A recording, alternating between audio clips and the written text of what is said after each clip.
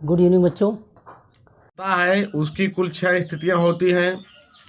पहला, जब कोई वस्तु अवतल दर्पण के सम्मुख अनंत दूरी पर स्थित हो।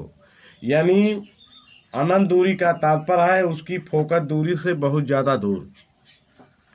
अवतल दर्पण के सम्मुख अनंत दूरी पर स्थित होती है तो उसका प्रतिबिंब दर्पण के फोकस पर वास्तविक उल्टा वस्तु से बहुत छोटा होता अर्थात बिंदु के आकार का होता है।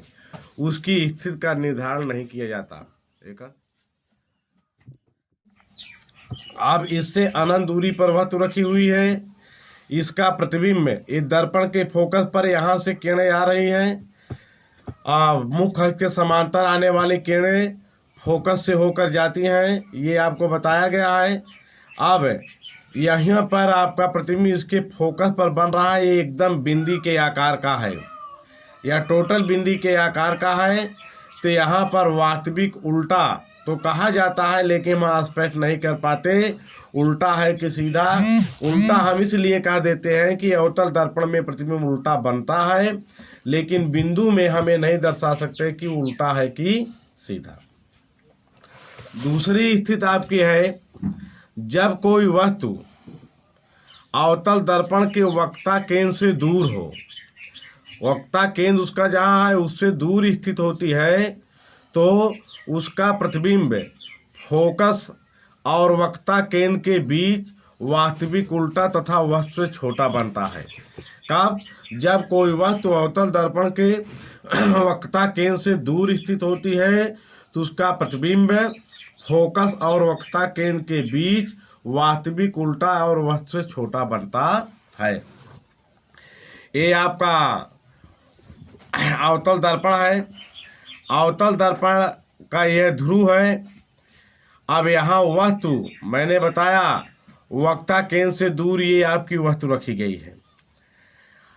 इसका प्रतिबिंब एक किरण यहाँ पर जो चलेगी वो वस्तु से मुख के समांतर जाएगी, दर्पण से टकराने के बाद वह फोकस से होकर चली जाती है। दूसरी किरण उसके वक्ता केंद्र से है। आपको बताया गया है वक्ता केंद्र से होकर जाने वाली प्रकाश की किरण दर्पण से टकराने के पश्चात पुनः उसी मार्ग पर वापस लौट जाती है। तो इसका प्रतिबिंब वक्ता केंद्र और फोकस पर ये वास्तविक उल्टा तथा वस्तु से छोटा बन रहा है। फिर आपकी तीसरी कंडीशन है, जब कोई वस्तु अवतल दर्पण के वक्ता केंद्र पर स्थित होती है, यानी उसके वक्ता केंद्र सी पर ही स्थित हो, तो उसका प्रतिबिंब वक्ता केंद्र पर ही वास्तविक उल्टा तथा वस्तु के बराबर बनता है। कब? जब कोई वस्तु अवतल दर्पण के वक्ता केंद्र पर स्थित होती है, उसका प्रतिबिंब वक्ता केंद्र पर वास्तविक उल्टा एवं वस्तु के बराबर बनता है। अब यहाँ हम आपको दर्शा रहे हैं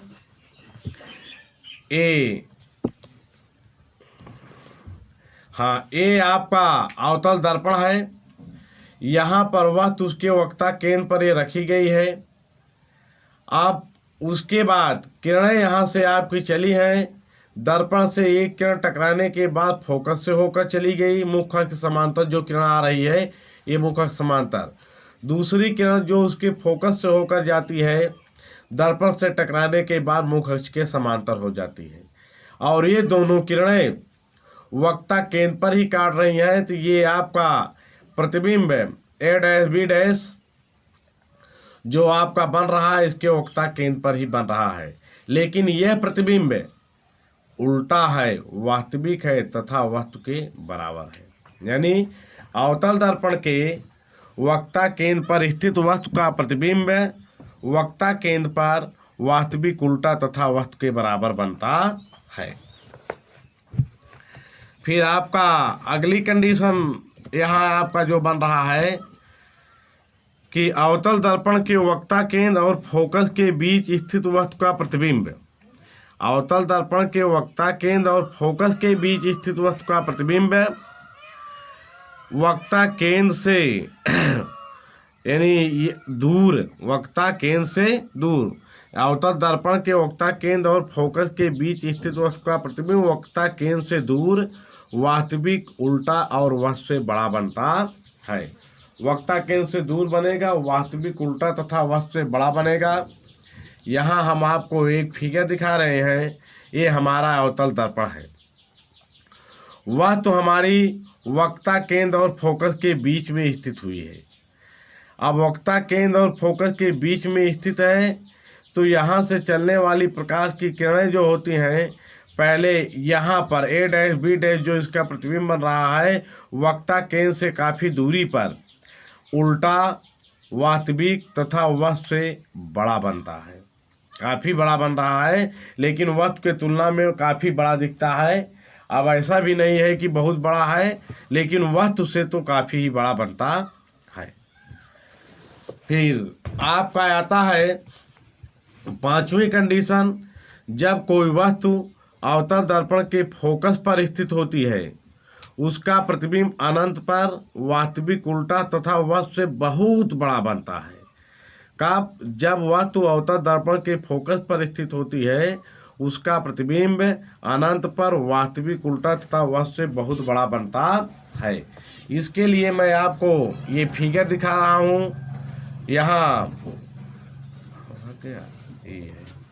ये आपका फिगर है। फिगर यहाँ देखिए, ये आपका दर्पण है। वस्तु को हमने या फोकस पर ये भी रखा है।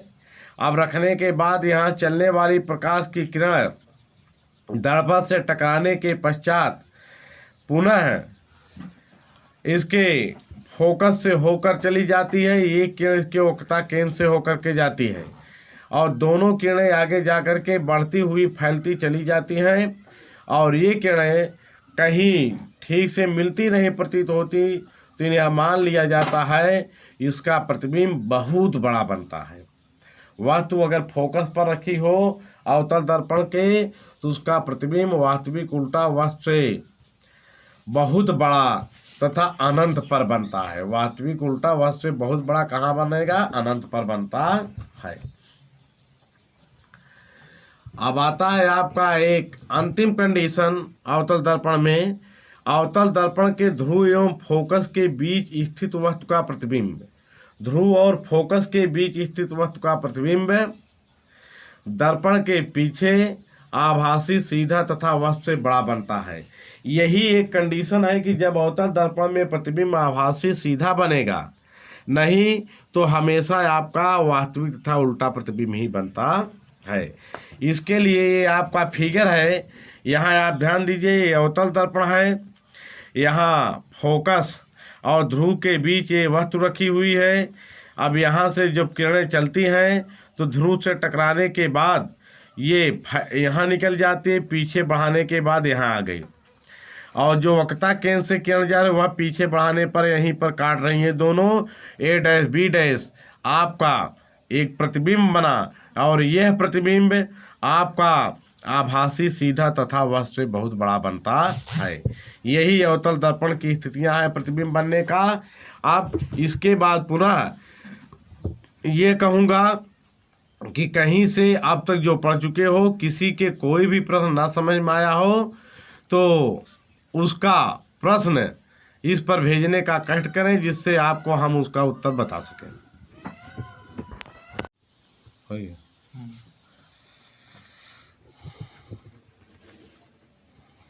यहाँ अवतल दर्पण में कल आपने प्रतिबिंब बनने की स्थितियों के विषय में देखा था।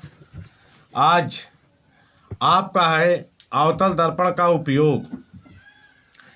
अवतल दर्पण का उपयोग हम अधिकांशतः यह देखते हैं और दैनिक जीवन में इसका प्रयोग भी होता है, क्योंकि अवतल दर्पण में प्रतिबिंब प्रायः बड़ा बनता है, यानी फैल करके इसमें प्रतिबिंब बनाया जा सकता है किसी भी वस्तु का, बड़ा आकार से बड़ा।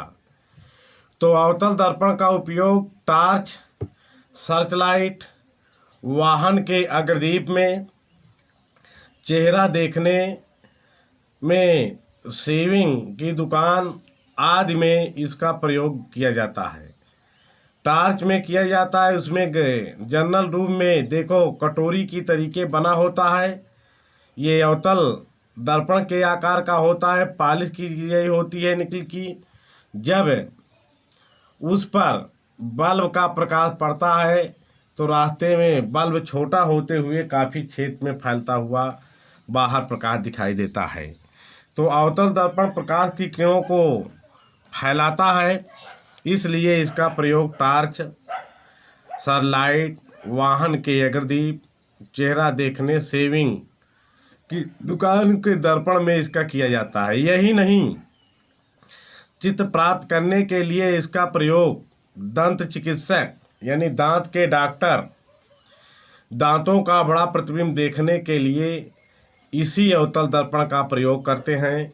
और यह दर्पण आपका ऐसा होता है कि दांत इससे देखा जाता है तो दांत में जो कमियां होती हैं काफ़ी बड़ा दिखाई देने लगता है, और उसी को देखकर डॉक्टर इलाज भी करते हैं। फिर उत्तल दर्पण द्वारा प्रतिबिंब का बनना। उत्तल दर्पण में प्रतिबिंब सदैव आभासी, सीधा तथा वस्तु से छोटा ही बनता है। यानी उत्तल दर्पण में प्रतिबिंब जो होता है आभासी, सीधा होता है, वस्तु से छोटा होता है। यहाँ प्रतिबिंब बनने की केवल 2 स्थितियाँ हैं, जबकि अवतल दर्पण में आपने देखा था प्रतिबिंब बनने की 6 स्थितियाँ थी। पहली कंडीशन यहाँ आपकी है, जब कोई वस्तु अनंत पर स्थित हो तो उसका प्रतिबिंब आपका फोकस पर दर्पण के पीछे, फोकस पर दर्पण के पीछे बनता है, और काफ़ी छोटा बिंदु के आकार का अत्यधिक छोटा बनता है। जैसे ये आपका फिगर है, ये अवतल दर्पण है, यहाँ ये फोकस है, ये मुख्य समांतर किरणें आकर दर्पण पर टकरा रही हैं। ये आपका वस्तु रखी है अनंत दूरी पर, यानी वहाँ दर्पण से उसकी दूरी बहुत ज़्यादा है, फोकस से बहुत ज़्यादा है।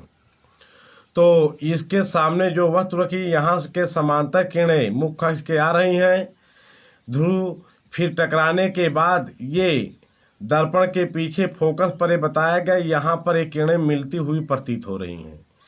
यहाँ पर ये प्रतिबिंब तो बन रहा है, लेकिन प्रतिबिंब तो माना जाता है आभासी, सीधा बनता है, लेकिन ये अत्यधिक छोटा होता है बिंदु के आकार का। इसलिए स्पष्ट ये भी नहीं कहा जाता, लेकिन दर्पण की स्थिति के अनुसार हम मानते हैं कि सीधा है, लेकिन बिंदु में हम ये नहीं स्पष्ट कर सकते सीधा है कि नहीं है, लेकिन मान लिया जाता है सीधा है। ये प्रतिबिंब बन रहा है अनंत पर स्थित वस्तु का। उसके बाद दूसरी कंडीशन आपकी आती है, अनंत तथा दर्पण के ध्रुव के बीच, अनंत तथा दर्पण के ध्रुव के बीच ये आपका है, जब कोई वस्तु अनंत और दर्पण के, किस दर्पण के, उत्तल दर्पण के ध्रुव के बीच स्थित होती है, प्रतिबिंब दर्पण के पीछे ध्रुव तथा फोकस के बीच बनता है। प्रतिबिंब बनता है दर्पण के पीछे ही यहाँ पर भी, लेकिन ध्रुव और फोकस के बीच बनता है, और यह भी आपका आभासी, सीधा तथा वस्तु से बहुत ही छोटा होता है। आभासी, सीधा और वस्तु से छोटा होता है। यहाँ आपका ये उत्तल दर्पण है, ये वस्तु रखी गई है, अब इससे किरणें यहाँ आई, टकराने के बाद ये फोकस है, ये आपका बिंदु ध्रुव है, यहाँ आपका वक्रता केंद्र भी दर्शाया गया है। ए बी वस्तु है, इसका उल्टा प्रतिबिंब यहाँ फोकस और ध्रुव के बीच में ए डैश बी डैश के रूप में बनता हुआ प्रतीत होता है। तो ये भी है कि जब कोई वस्तु अनंत तथा दर्पण के ध्रुव के बीच स्थित होती है, उसका प्रतिबिंब ध्रुव और फोकस के बीच आभासी, सीधा तथा वस्तु से बहुत छोटा बनता है। आभासी, सीधा और वस्तु से छोटा होता है। फिर उत्तल दर्पण का उपयोग, दर्पण का उपयोग वाहनों में चालक की सीट के बगल पश्च दृश्यों को देखने के लिए यानी पीछे की साइड को देखने के लिए, पीछे देख के वस्तुओं को देखने के लिए कौन सी गाड़ी आ रही है, किस तरीके पास देना है, ड्राइवर सर गाड़ी से निकाल करके नहीं देखता है, वाहन से निकाल कर नहीं देखता है, बल्कि उसमें लगे उत्तल दर्पण में वस्तु को देखता है और वस्तु का आकार जैसे बड़ा होता चला जाता है, वो समझ लेता है चालक कि वस्तु हमारे करीब आ चुकी है और उसको पास दे देता है। तो पक्ष दृश्यों को देखने के लिए किया जाता है, क्योंकि प्रतिबिंब सदैव सीधा तथा वस्तु से छोटा बनता है। उत्तल दर्पण का उपयोग इसलिए करते हैं क्योंकि यहाँ पर प्रतिबिंब सदैव सीधा है और वस्तु से छोटा बनता है। अब गोलीय दर्पणों द्वारा परावर्तन के लिए चिन्ह परिपाटी वस्तु सदैव दर्पण के बाईं ओर रखी जाती है। पहला महत्वपूर्ण चीज आपका ये है, वस्तु सदैव दर्पण के बाईं ओर रखी जाती है। सभी दूरियां दर्पण के ध्रुव से नापी जाती हैं। मूल बिंदु से ऊपर की ओर यानी मुख्य अक्ष के ऊपर की ओर नापी गई दूरियां धनात्मक तथा नीचे की ओर नापी गई दूरियां ऋणात्मक होती हैं। ऊपर की ओर नापी गई दूरी धनात्मक, नीचे की ओर नापी गई दूरी ऋणात्मक होती है। यक्ष यानी अक्ष यानी आपतित किरण के दिशा में नापी गई दूरियां ये भी होता है धनात्मक, और आपतित किरण के विपरीत अर्थात अपवर्तित किरण की दिशा में नापी गई दूरियां ऋणात्मक होती है।